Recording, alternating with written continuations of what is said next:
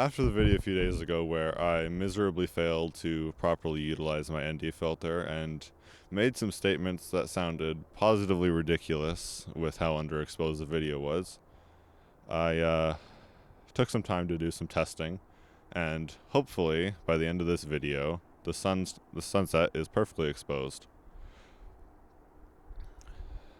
Now that summer is coming, it brings me back to a time last year when I hadn't bought my camera yet.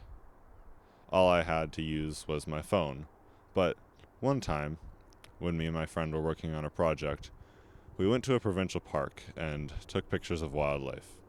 And I still remember that experience so strongly in my mind because it was really a turning point in my creative life. It's only been 5 months with my camera, but things have changed so much in that time, and I feel like I wouldn't be in a place where I'd be happy with if I hadn't bought it. I'll show some images on screen now of what those shots we took then looked like.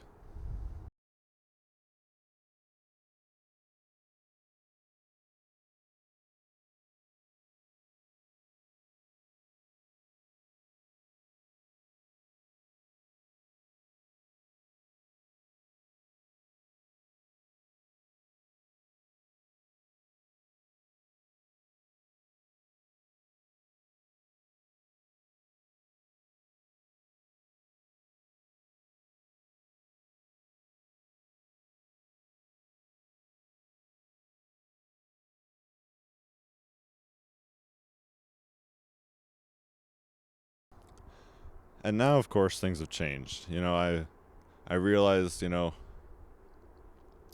to have to get a lot better to get the results that I want.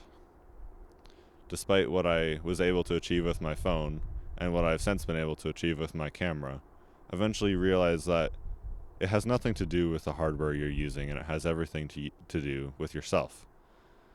And if you take that philosophy and you force it into everything that you do, you don't blame the lens, you don't blame the camera, eventually it all sort of starts to come naturally to you.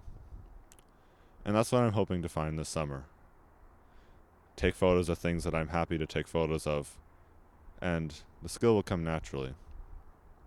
Not everything has to come immediately.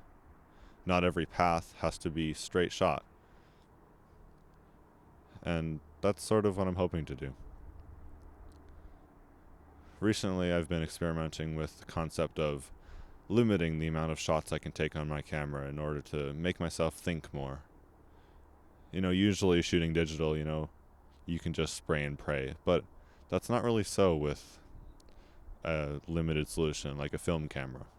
And that's why even today, when digital cameras have become so good and can burst shoot at very high rates, a lot of teachers still prefer their students use a film camera because it's limiting. It forces you to think.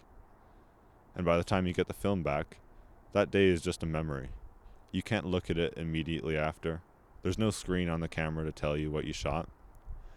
And that means that when you're taking the shot, you're sure to line it up better. You're sure to pay more attention.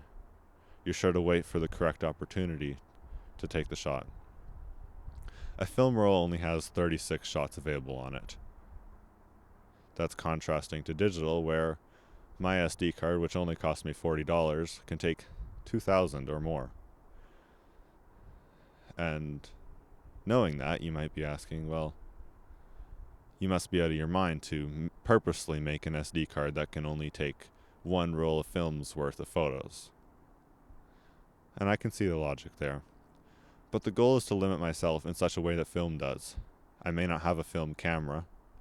I may not really want to use one. But if I can limit myself in some of the ways that film does, perhaps I can improve. Perhaps my creative journey will be accelerated in a way that really pushes me in the right direction. Instead of just spraying and praying, I think about things. And it'll take time to get into the habit of doing that. I utilize burst shot occasionally, but when I do, it's still in a way that doesn't lend itself well to creativity. Rather than relying on my own skill, I rely on the camera to take as many images as it can per second, and hopefully one of those will be good. But when each frame costs $1 or $2, You have to be careful with what you shoot. And I may not be able to replicate those costs on digital, but what I can replicate is the permanence of it. The idea that when I go out, when I'm 2 hours away from home, I have a camera that can only shoot 36 photos. You really have to choose.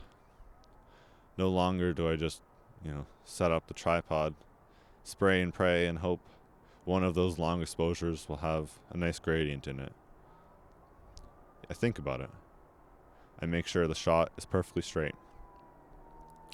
And so that's what I've been doing today.